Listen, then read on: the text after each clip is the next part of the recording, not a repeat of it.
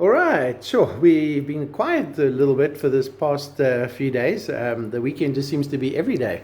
Jenna, so tell me, you've got your friends again with us. I see they're new arrivals to the game. Who's with us today? Pink Rainbow, Stripes, and TY Rainbow. Oh, wow. Gosh, they're quite complicated names, eh? So what are we making today, do you know? Pesto? Yeah, pesto. Normally we make pesto with basil. That's like the most common one and the most famous one. And then obviously pestos have grown in different forms and ways these days. But today we're making a rocket pesto.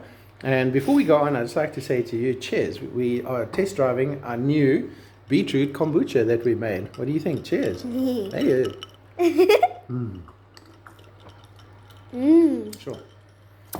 That's interesting. That's eh? good. You like it? Yeah. All right. So for our ingredients for making pesto, essentially would be generally basil, but in our case, we're going to use the rocket, as we said. We've got some cheese. We don't have Parmesan cheese because of the lockdown. It's very difficult for us to get all the stuff that we need every day.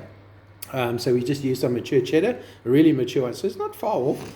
And then obviously olive oil is always a win. And then nuts, we normally always use pine nuts. They're the most delicious. But my other favorite nut actually is a salted macadamia. But this is just a plain macadamia.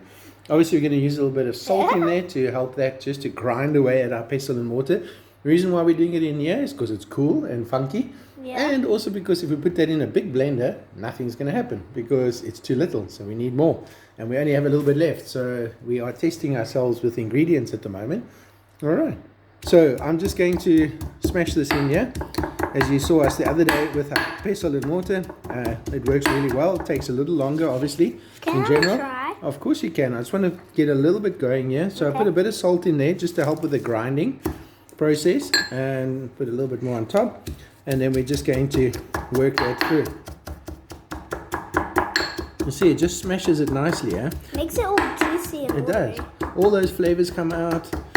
It's probably a nicer way of doing it because it's not so mechanical, because mechanical just like really blends it up. Where this you actually get so much smell and flavor coming out here. I can just smell the beautifulness of that spicy rocket that we're going to taste. All right, you want to give it a bash a little bit? I'll leave all that for you. Okay.